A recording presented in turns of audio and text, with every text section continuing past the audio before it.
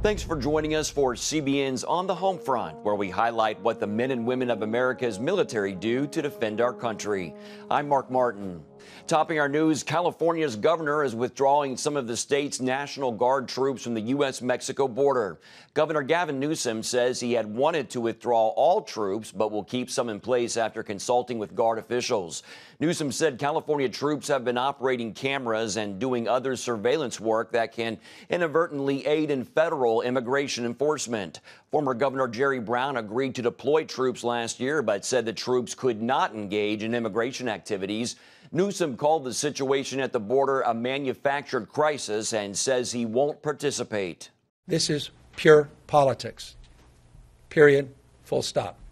And the rest is just, frankly, just a lot of misdirection. It's a waste of everybody's time. And so we're just not going to participate in it. We're not interested in perpetuating this. The governor wants to reassign 250 troops to other drug-related activities as well as wildfire prevention. And an unannounced visit to the Middle East, acting U.S. Defense Secretary Pat Shanahan visited Afghanistan to meet with U.S. commanders and Afghan leaders amid a push for peace with the Taliban. U.S. officials say they have no orders to pull troops from the country, but Afghan officials say that is at the top of the Taliban's list of demands in exchange for a potential peace agreement. The Trump administration is looking at all possibilities for ending this 17-year war, the longest in American history. My overall goal is, at the direction of the President and the Secretary of State, not to seek a withdrawal agreement, but a peace agreement. Because a peace agreement can allow withdrawal, but it is not just a withdrawal agreement that we are seeking. To achieve a peace agreement, quite a number of issues have to be dealt with. Officials say they hope a final deal is made before Afghanistan's presidential election in July. Shanahan also spent time in Iraq as part of his Middle East tour. The acting defense secretary met with American military commanders and Iraqi government leaders on the future of the U.S. troop presence in Iraq. Shanahan, who is on his first visit to Iraq, also met with the country's prime minister. He said he wants to hear firsthand about the state of Iraq's fight against remnants of the Islamic State group. Coalition forces have been supporting partner forces to defeat the ISIS threat of improvised explosive devices and provide a secure environment for the people of Iraq. Explosive ordnance disposal technician Preston Johnson says their work in Iraq has been essential to setting conditions for regional stability. Today, we supported a chemical disposal operation. It's basically where there's a chemical agent and we take that and we pack explosives around it. It eradicates the agent and then it's no longer in the area to hurt anybody. I've only been out of the schoolhouse for 4 months now, so for me to be able to straight out of the schoolhouse come over here and actually learn a lot about what we do overseas, it's extremely beneficial. There's not many explosive ordnance disposal technicians that get to do chemical disposal. They're few and far between, so I feel that, especially how young I am in the career field, it was definitely a great learning point today. I think the experience will last my entire career and will help me progress as a EOD team member and team leader later in the future. I'm very proud that I take part in making this world, both stateside and overseas, a better place. U.S. Marines have also been at work in the area, establishing the base and providing security. Take a look. From the fire base, Army artillery and Iraqi artillery located there fired in support of Syrian Democratic Forces clearing through the Dashisha pocket to defeat ISIS in Syria.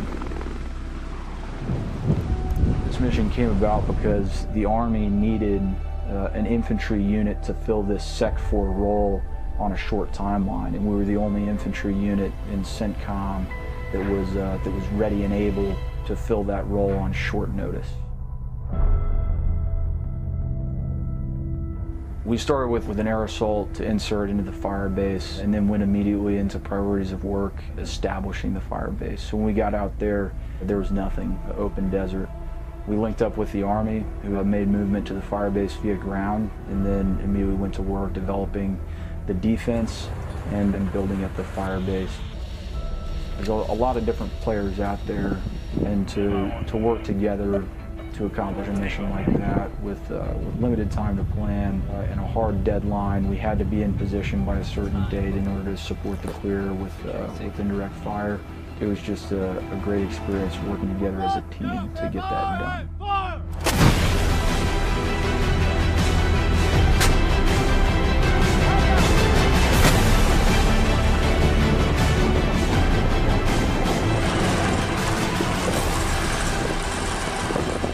So human factors play a huge role out there in an austere environment like that, especially on posts. It takes an intense amount of discipline on the part of the individual Marines, and then an intense amount of supervision from corporals of the guard, sergeants of the guard, to walk the posts day and night, ensuring that the Marines are doing the right thing, that they're focused, that they're engaged, that they're covering their sector and alert.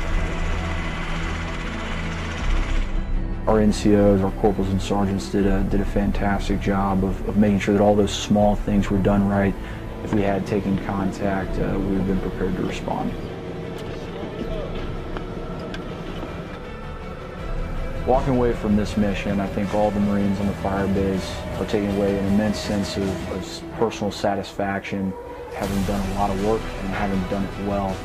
As far as the experiences working with the Army and working with the Iraqis, and that really kind of broadened the horizons of a lot of Marines and let them get a glimpse of the bigger picture in the OIR and see a little bit outside of the role that the MAGTF plays.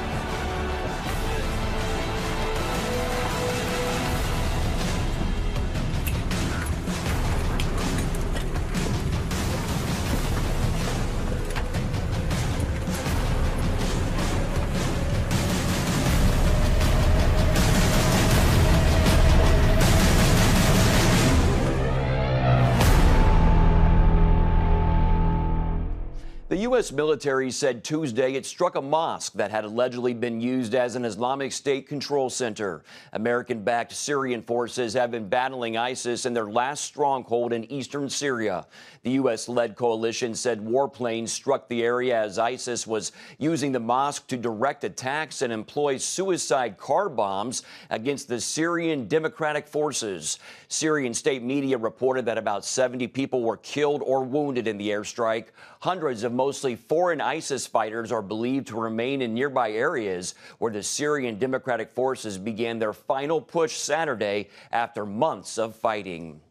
The Islamic State once controlled an area the size of Great Britain across Syria and Iraq. Now they've been pushed back to barely 2 square kilometers, and Defense Department officials say the end of the terror group's reign is only days away. CBN contributor Chuck Holton is on the front lines in Syria and brings us this report. Here in southern Syria, within sight of the Iraqi border, U.S.-backed Syrian Democratic Forces have set the stage for the last stand of the ISIS caliphate in that country. The fighting has been brutal, and while the SDF have tried to evacuate civilians from the battle space, ISIS has thwarted those efforts by using up to 10,000 civilians as human shields. For those who do escape, however, their ordeal is far from over. So this is the Syrian Defense Forces checkpoint about a mile from what they call the forward line of troops, the front lines against ISIS that are off that direction. They have walked to this point after getting across ISIS lines. These women are in terribly bad shape. Some of them are wounded. The children are obviously dehydrated, malnourished, and sick.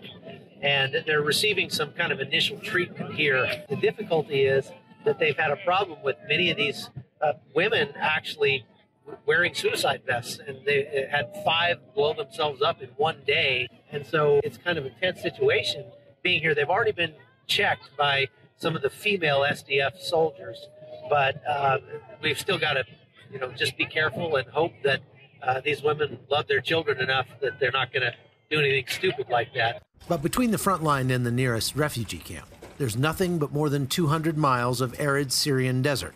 No food, water, or shelter. Into this gap is stepping a group of Christians who make it their mission to travel to front lines around the globe and help people at their point of greatest need. They are the Free Burma Rangers, and their founder, Dave Eubank, has been working on the front lines in this region since 2015. God is sending a mighty river into Syria of his spirit to change things. And I said, we're not a river, man, we're a drop.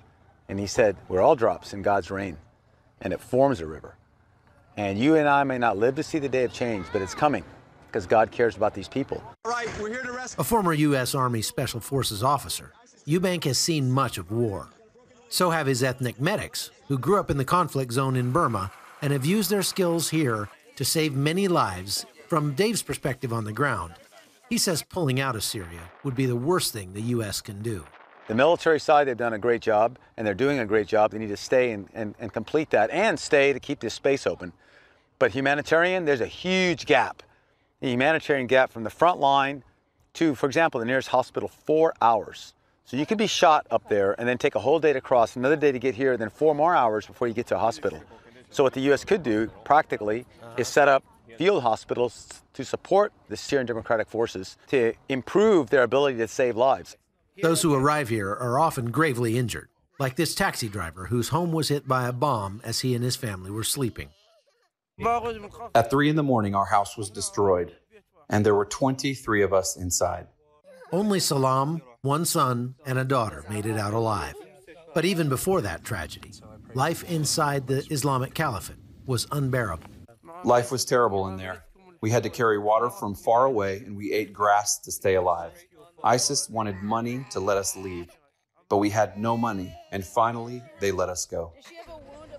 You might think it's crazy for a group of civilians to venture so close to the front lines, but this is no ordinary missions team or a group of tourists. These are highly trained medics and lots of prior military experience here that kind of makes them uniquely qualified to do the kind of work they're doing, addressing that humanitarian gap between the front lines where people are escaping ISIS and the first refugee camps, because there really isn't anything to help those people between those 2 points. This is what we're made to do. We like it. This is the kind of work we can do. And we're not too afraid of the front line or fighting. And we have the skills, but all of that is only useful and only workable if led by God. These men surrendered to SDF forces from the conflict area and are suspected ISIS fighters. Be that as it may, they are sick, hungry, and some were wounded. So the FBR team gave them water and medicine, and then Eubank said a prayer. Lord Jesus, please bless all these men. Let them call on your name. In Mosul, we lost a lot of friends. I was wounded 4 times. I lost my translator. 30 guys I knew well were killed. 3 of my team were wounded. In the face of that, why would we help them? Because God sent us, and we know I'm not perfect. Those that'll raise their hand and say, pull me out, I want to pull them out. That's redemption. That's how things change. And this is the first time I said I forgive ISIS. That's God's work in my heart. That's God's work in my heart. From southern Syria, I'm Chuck Holton for CBN News. Coming up, how CBN is helping military families in need. Welcome back to On the Home Front. CBN honors the men and women in our military with an initiative called Helping the Home Front. It partners with churches across the country to meet the needs of their military families, from repairing homes to providing financial support to wiping out medical bills for wounded veterans. Brian has never been one to shy away from duty. He proudly serves his country as a member of the Air Force. And recently, he adopted 3 brothers who needed a loving home. But Brian and his wife admit it hasn't been easy. Breathtaking scenery can be seen for miles around Colorado Springs, Colorado. Staff Sergeant Brian is stationed here at the nearby Air Force Academy and enjoys the outdoors with his family. But when he's gone, his wife Erica manages the household alone. It's sometimes hard, but she's proud of Brian's service in the Air Force. You know, you're sacrificing a lot. You're leaving your family, your kids at home to protect the whole entire country. So I'm very proud of him. They haven't always been a family of 7. Brian and Erica adopted 3 brothers that came from a difficult past. My heart was these boys needed a loving home, and they needed someone to take care of them. You know, they were in a very, very bad situation. With 3 additional kids, the couple had to restructure the family budget. Well, when it was the 4 of us, us 2 and the 2 boys, it was a lot easier. We really didn't have anything to worry about. All the bills were getting paid. The couple wanted to start saving to buy furniture for an empty den to give the boys a place to hang out. They hoped to buy camping gear too, but first they had to come up with the money to replace their washer and dryer. You know, it is scary, but we knew that God would provide for us when we needed it. He's always provided for us in the past. The family's church contacted CBN's Helping the Homefront and asked if we could help. The answer was yes. Pastor Todd and Kelly Hudnall came by to tell them the news. CBN blessed Radiant so that we could bless your family. One of the things that you're going to receive today are a new washer and dryer. Really? It's way better than that. Pastor Kelly told them CBN was buying them family room furniture and a master bedroom set. We've never had a bedroom set. I'm kind of speechless. We didn't expect any of this. You know, we just wanted to give these kids a home. There was one more surprise, a generous donation from Bass Pro Shop. So they have provided for your family tents, sleeping bags, and even a collapsible kitchenette, along with 2 kayaks. Oh my gosh. And so your family's going to have a lot of fun. They're going to be so excited. Oh, that's great. They love the outdoors. Well, we're so grateful to CBN for making this possible and allowing Radiant Church to be able to bless you guys. The family went to see their new washer and dryer and then went shopping to pick out their new furniture.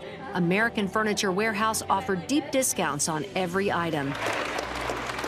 Then it was off to Bass Pro Shop to see their new camping gear. A special day for the entire family, thanks to Helping the Homefront. Up next, one airman shares his story and road to recovery after an almost deadly accident and how his military family stepped up to help. Thanks for staying with us. The military recently launched an initiative called This Is Your Military to help bridge the gap between civilian and military life. Using the hashtag #KnowYourMil on social media, the DoD wants to give you a first-hand look at the people wearing the uniform. There are many misconceptions about military life floating around, and this new campaign aims to clear some of them up. In the wake of an almost deadly motorcycle accident, one airman found support in not only his immediate family, but Air Force family as well. Captain Travis has overcome several obstacles on his path to recovery. He shares his story. I remember my first memory that actually stayed. I was like, gosh, this is a crazy dream. What a crazy dream this is.